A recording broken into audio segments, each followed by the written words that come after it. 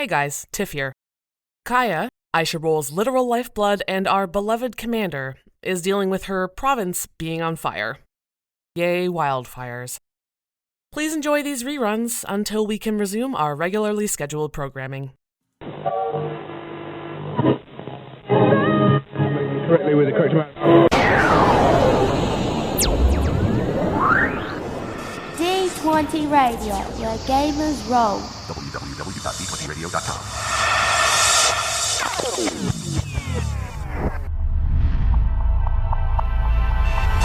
A podcast by the Intergalactic Improv Initiative.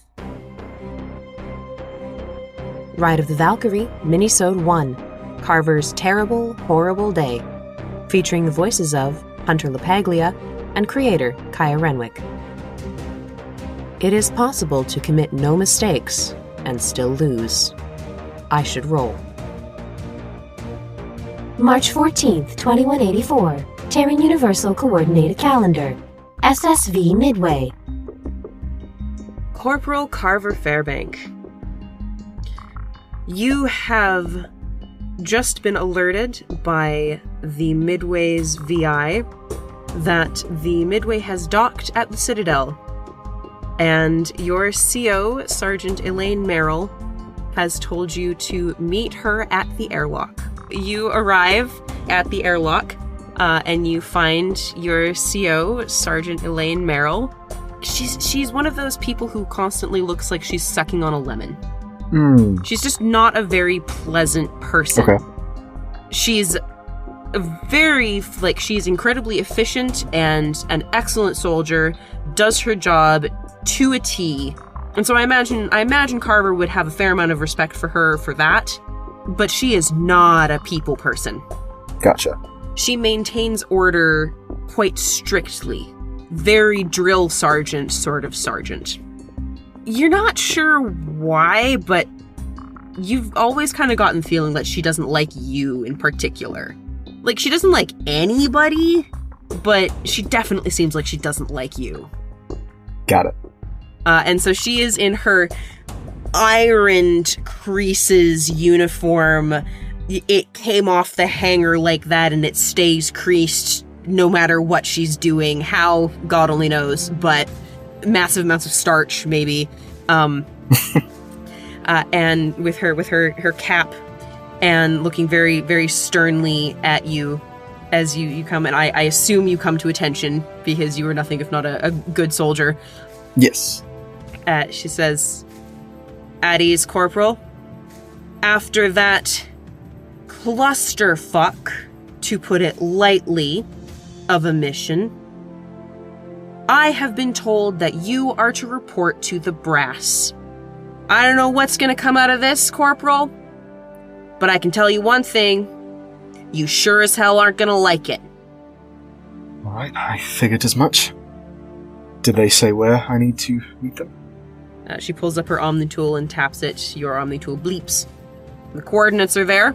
I'll expect a report no later than an hour after your appointment time, whether you'll be returning to the ship or not."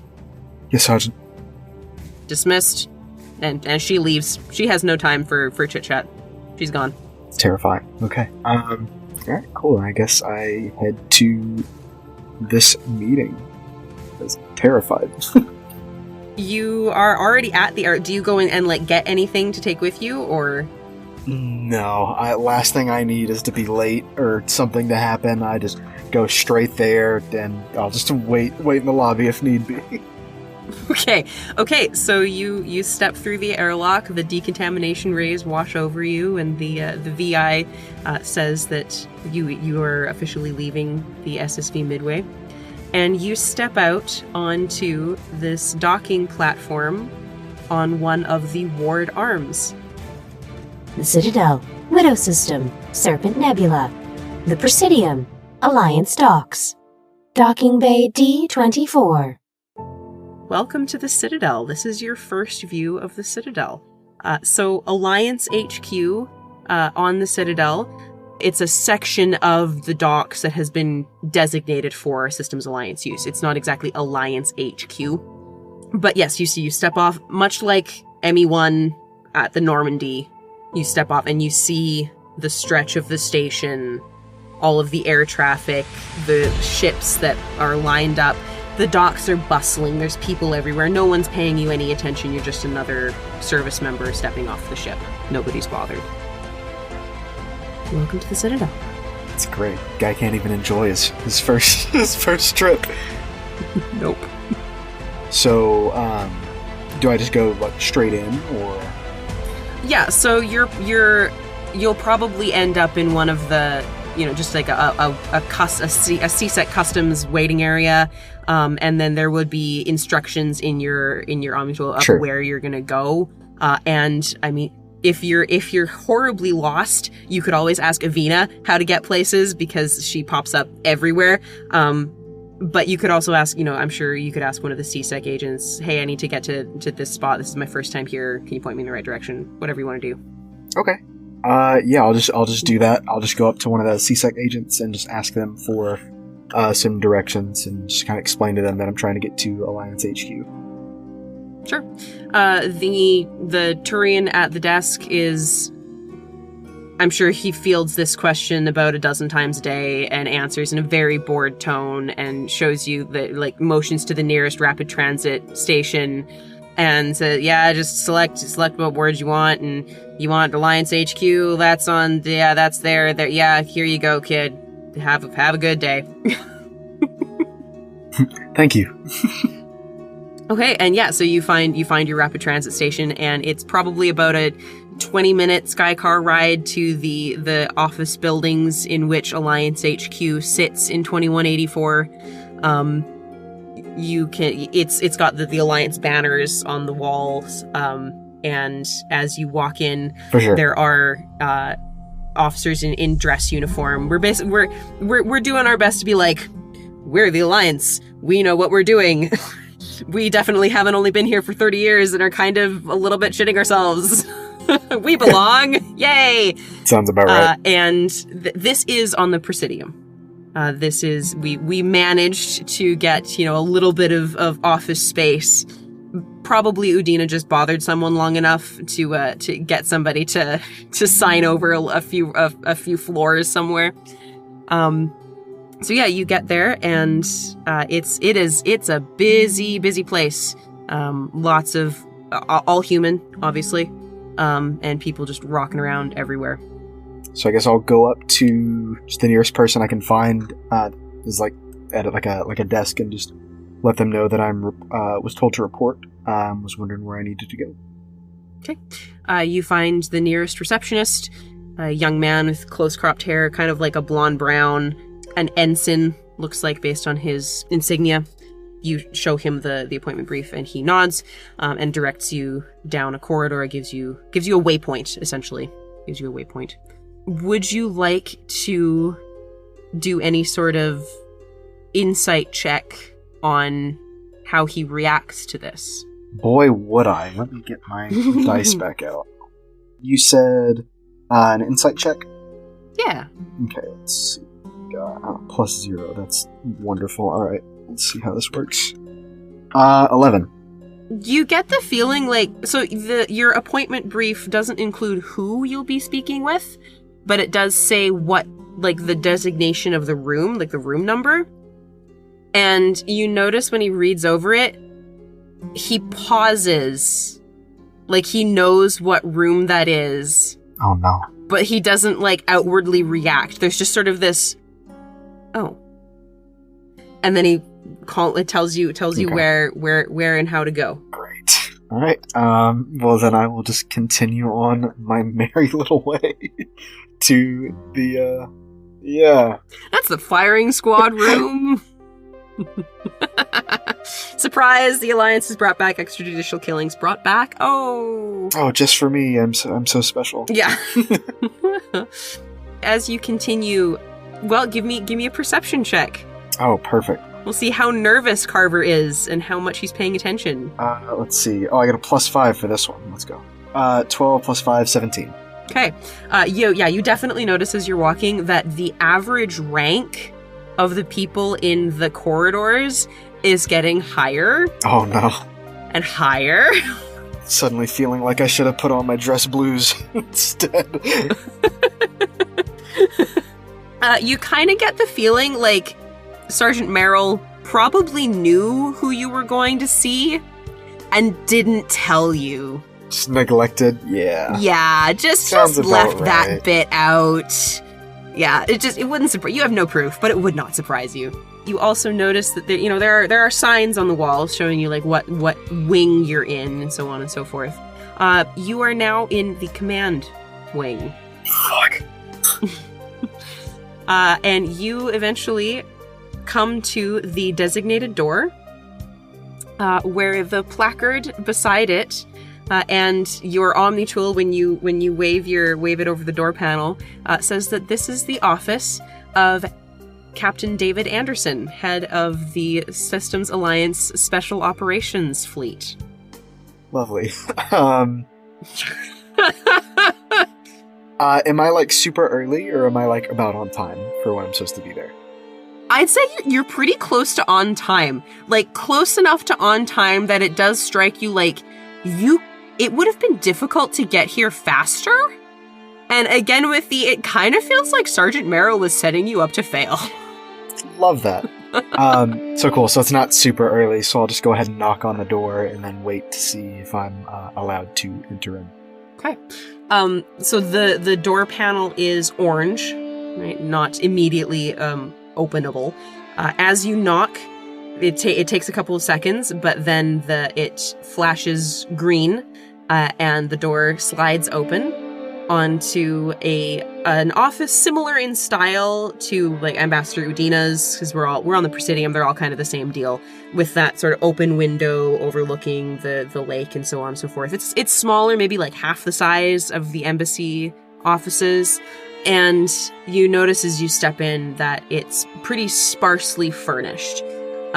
Which, given what you know about David Anderson, which is that mostly he's like out on ships doing his job, he probably doesn't spend a whole lot of time in this office. This is kind of just like if he needs to meet with somebody, that it might be here if they happen to be in the same place, if they're not going to like meet on a ship or whatever. So this is definitely not a homey office. It's got a desk, it's got a couple of chairs, it has a shelf that is basically empty. It has a nice view, it has a workstation at the desk, but it's just an office, it's nothing special. The man, the myth, the legend is currently standing at the railing overlooking the lake, and he has his back to you at the moment. I'll just walk up behind him and then just stand at attention. You summoned me, Captain. He takes a second, but then turns and meets your eyes, nods. At ease, Corporal. I'm still... I'm not at attention, but I'm still very rigidly standing there, because I'm terrified, but also like, oh my god, my hero! So like, there's a lot of mix of emotions right now. Yes, it's a very uneasy at ease. We'll put it that way, eh? For sure. He's a pretty perceptive guy. He probably notices. Oh, fuck. Well, I mean, he notices that you don't, like, you don't relax. Gotcha. Well, give me an insight check. Oh, no, okay. With your, +0. Yeah, +0. 16, okay. Yeah, alright. With a 16, you can read him pretty easily. I mean, you're pretty close, and he's not trying to be particularly, neutral or whatever. He doesn't look happy. He doesn't look mad. But, like, he's definitely not happy. This is not a nice day for David Anderson any more than it's a nice day for Carver Fairbank. Okay. You get the sense that he doesn't want to say what he's about to say. He watches you for a second. And he looks back out the window. Doesn't turn, but he looks back out the window and he says, "This is your first time on the Citadel, isn't it, son?" That is correct, sir. Yes. Wish it were under better circumstances. As do I, Captain. He glances at the console on his desk and then turns back to you. "Now, I've read your after-action report, Corporal, and I've read that of your sergeant, and that of your captain. But I'd like to hear what happened from you directly." In truth, I did what I thought was right. I was faced with an impossible decision, and I chose to save the life of my comrade. At the risk of several deep cover operatives and long-standing operations in that area of the Traverse. Yes. I see. May I ask why? I couldn't just stand by. Captain, may I speak plainly? Granted. We were fucked. I couldn't let them be captured the way they were going to. I saw what was happening to so many innocents. I couldn't let that happen again. I could not let it happen again. I understand, son. I've seen some of the worst horrors this galaxy has to offer. And in your shoes, I might have done the same thing. But I need to know, Corporal Fairbank, that you understand how far this may set our operations back. I do. If need be, I will prep a letter of resignation immediately. He gives this due consideration. Fuck. Just kind of hoping, that won't be necessary, son. No, I was more kind of bluffing that. Which he probably also realizes. Because I'm sure this is not the first time he's had to have a conversation like this in his life. Yeah. But no, he lets this sit for a second, and he's watching you. And then he goes back to looking out over the Presidium. And then he says, Corporal, I've been watching your career for some time now. You may or may not know that I was one of the Alliance's first N7 graduates. And up until recently, I held the record for the fastest rise to N7, eclipsed by the sadly departed Commander Shepard. Yes, sir. You weren't far off, son. That impressed me. I had my eye on you.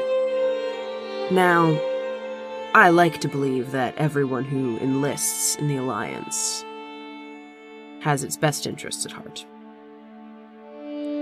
I know that everyone, well, almost everyone, who goes through the interplanetary combatives training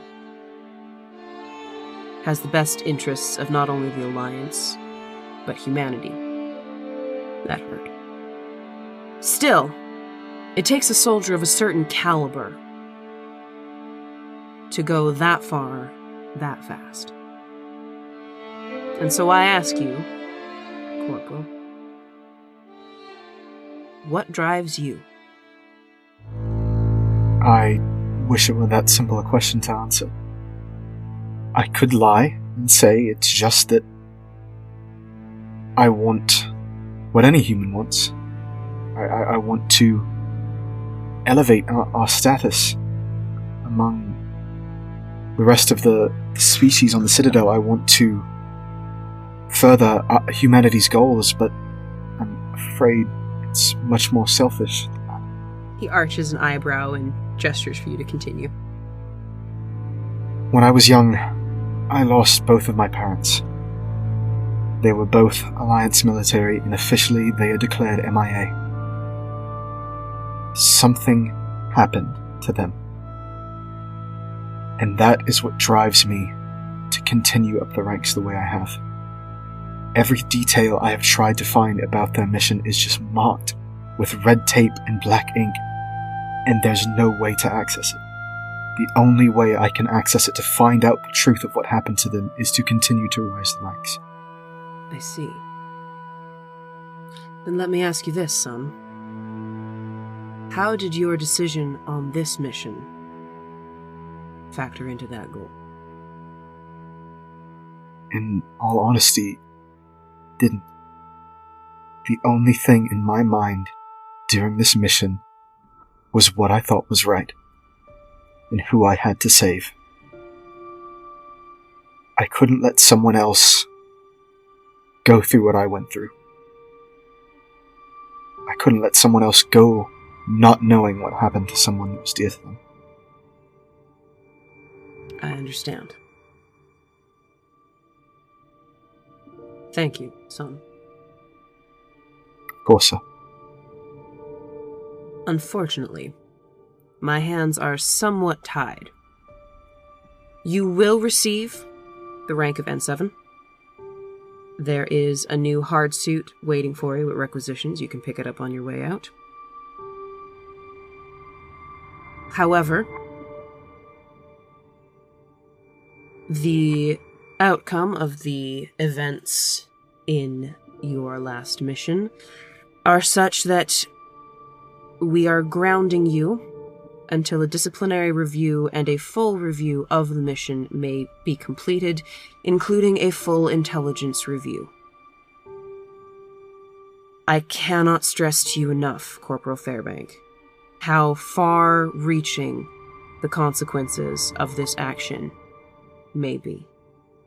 While I honor and respect, and again, may have even done the same in your shoes, I respect your decision and I respect your motivations, the fact remains that every one of your squad mates knew what they were signing up for.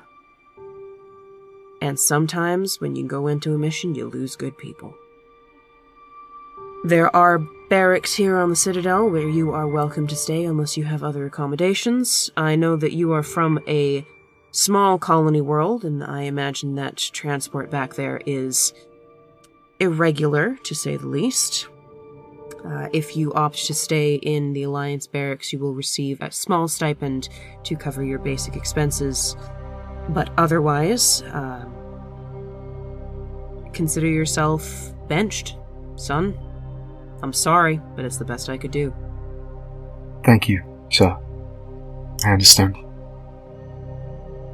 Very good. He half smiles and as the light is glittering off the Presidium Lake and it catches his eye, and he half smiles and he says, "Welcome to the Citadel, Corporal. Enjoy your stay." Dismissed.